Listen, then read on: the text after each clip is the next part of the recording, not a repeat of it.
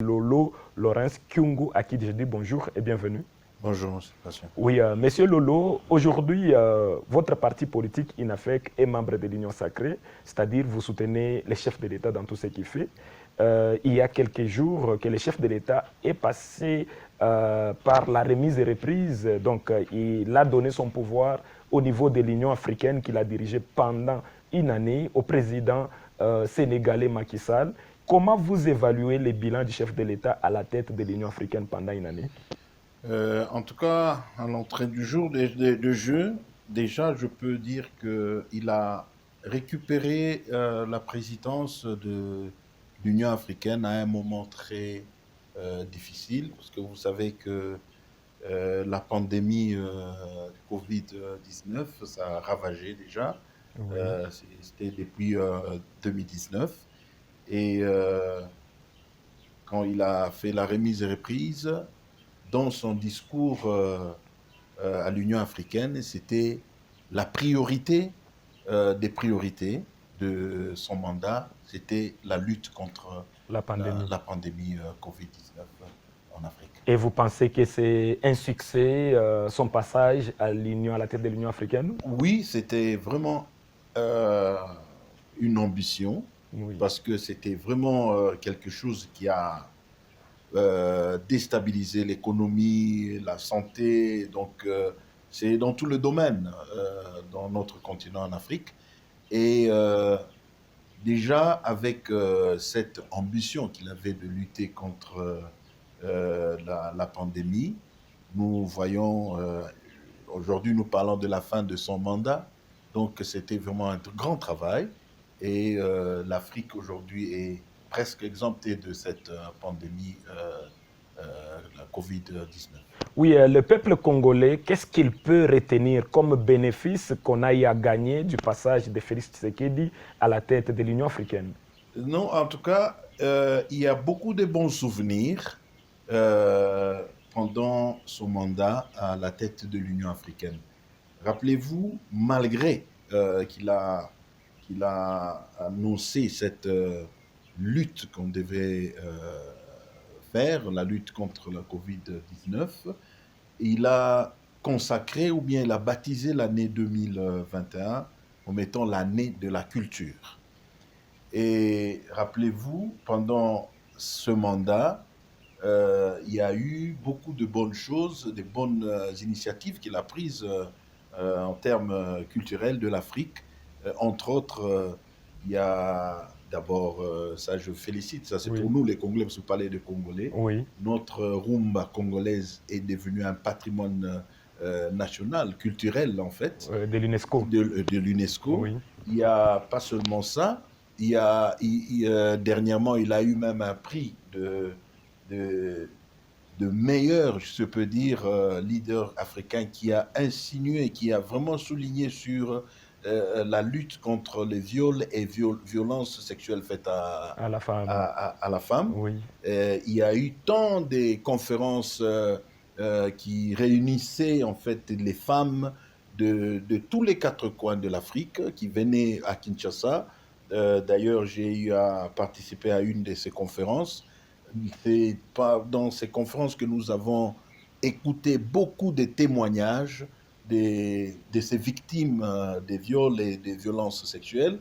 Et ça, c'était vraiment un grand plus. Donc vous voulez nous dire, Lolo Kyungu, que le Ouais. passage de Tshisekedi à la tête de l'Union africaine a donné du poids à la RDC vis-à-vis d'autres pays? Bien sûr, bien sûr. Il a fait le grand lancement de la stratégie africaine qu'on appelle les zones De de libre-échange. libre-échange. Oui. Et ça, c'était au Ghana l'année passée. Ils ont lancé ça. Il a aussi touché sur le cas du barrage d'Inga. Oui. C'était en fait donc dans la même rubrique des zones de libre-échange. Oui. À part cela, sur le plan sécuritaire, il y avait aussi, si vous vous rappelez bien, c'était vraiment au début de son mandat, il a amorcé les négociations tripartites entre les pays d'Égypte, Éthiopie. Oui. Et ça, c'était par rapport au barrage, au grand barrage de l'Éthiopie, parce que ça créait beaucoup de Des problèmes problèmes entre ces entre pays-là, ces entre pays. eux-mêmes. Donc, c'était vraiment une Il a réussite trouvé totale. Il a des trouvé, bien sûr, solutions les a mis entre ces... ensemble. Et Oui. aujourd'hui, le problème au niveau du grand barrage de l'Éthiopie, il n'y a plus, il n'y a plus ce problème. Lolo Donc, Kyungu, certaines personnes pensent que Macky Sall, qui vient de prendre les pouvoirs, la direction de l'Union africaine, va corriger Tshisekedi dans tout ce qu'il a fait, puisque d'entrée de jeu, Macky Sall a mis déjà Israël à côté, puisque Israël, à l'époque de Tshisekedi, Israël prenait part dans beaucoup de choses au niveau de l'Union africaine. Vous ne trouvez pas que certains pays aussi, ou certains chefs d'État, ne l'accompagnaient pas pour réussir sa mission? donc, vous savez, la grande famille africaine, Oui, comme on dit, c'est la grande famille africaine. Il y a divergence, c'est normal, des points de vue. oui. Euh, c'est que le président Félix a fait, c'était une proposition, c'était proposer qu'il y ait une ouverture d'autres pays Oui, qui peuvent être importants, oui, importants, utiles. surtout sur le plan économique. Oui, En fait, dire que corriger, non, c'est peut-être trop dire, mais plutôt c'est encore peut-être refaire les, euh, les pourparlers pour encore une fois comprendre la chose. Et puis, il ne faut pas aussi oublier que le président Félix, malgré qu'il a fini son mandat, il fait aussi partie de ce bureau, de ce nouveau mandat avec le comme président rapporteur. comme rapporteur. Donc la RDC est encore là. Donc ce sont des dossiers. Il a proposé, il a initié un débat, mais ça continue. Donc il y a une continuité. Il n'y a pas à dire que non, voilà, il sera corrigé, mais plutôt il a ouvert, il a pris une initiative pour qu'il y ait quand même des pourparlers par rapport Ok, à... je voulais qu'on termine cette rubrique avec une petite question concernant votre parti politique où vous êtes secrétaire général adjoint chargé de la communication. Qu'est-ce qu'on peut retenir du parti INAFEC depuis le décès de Baba Kyungu? À quand les congrès et comment fonctionne le parti politique? Ce sera votre conclusion. Pathétique. Comment ça? Pathétique. Vous voyez déjà ce qui se faisait en silence du vivant de Baba. C'était quoi? Beaucoup n'étaient pas avec lui. Il y avait beaucoup d'hypocrisie. Il y avait beaucoup d'hypocrisie. Il y avait que des messieurs et dames, oui, oui, mais dans leur cœur, ils Il y avait n'étaient autre pas chose. avec Baba. C'est clair. C'est ça, je dis, c'est pathétique. C'est de l'hypocrisie totale. Vous voyez, même si aujourd'hui nous commençons même à passer devant les caméras, à parler du parti, c'est parce que cette situation nous oblige de répondre à ce que peut-être nous pouvons qualifier aujourd'hui c'est un peu de sottise. Hein? C'est-à-dire, au parti, vous voulez dire que les gens ne veulent pas qu'il y ait le congrès? Le congrès, non. Vous savez, le congrès, c'est statutaire.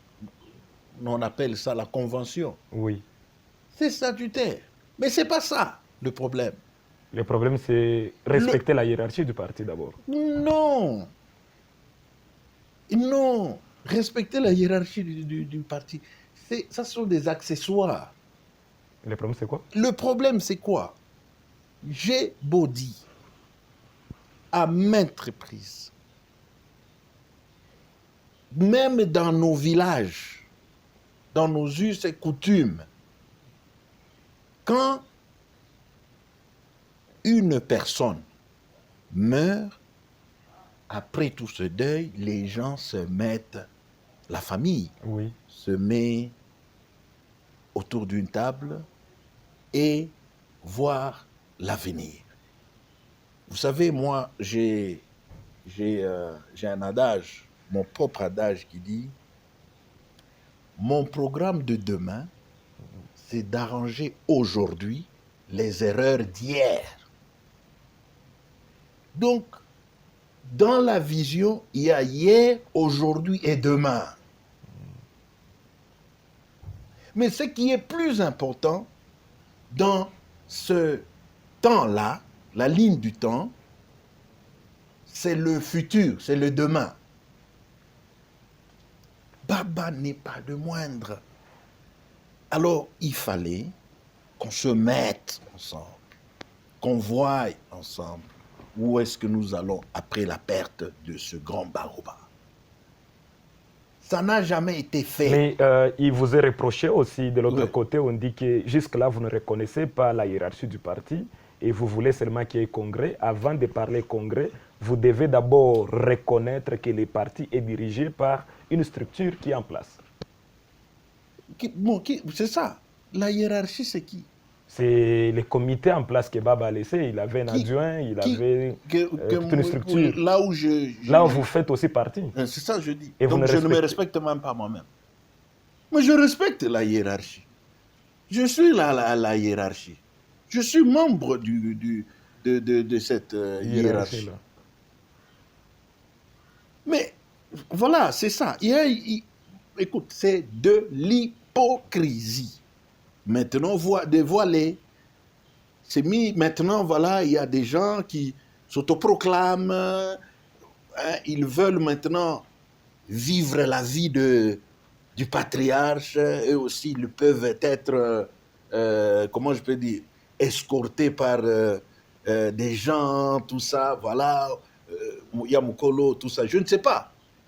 C'est de l'euphorie, c'est de la folie totale. Moi, c'est ça, des hypocrites. Oui, qui étaient tout autour de Baba. C'est tout. Oui, maintenant, ça, ce n'est pas une conclusion. Qu'est-ce que vous recommandez ou vous demandez pour qu'il y ait la paix au sein du parti UNAFEC, puisque le parti est divisé maintenant en plusieurs morceaux. On voit des déclarations dans telle fédération, et partout il y a des troubles et il y a risque de faire disparaître les partis UNAFEC. Vous m'avez posé une question du bilan du chef de l'État à la tête de l'Union africaine. Oui. Si vous suivez bien l'histoire du barrage d'Éthiopie, le grand barrage de l'Éthiopie, il y a eu beaucoup de morts, il y a eu beaucoup de problèmes, ça tiraillait des nations.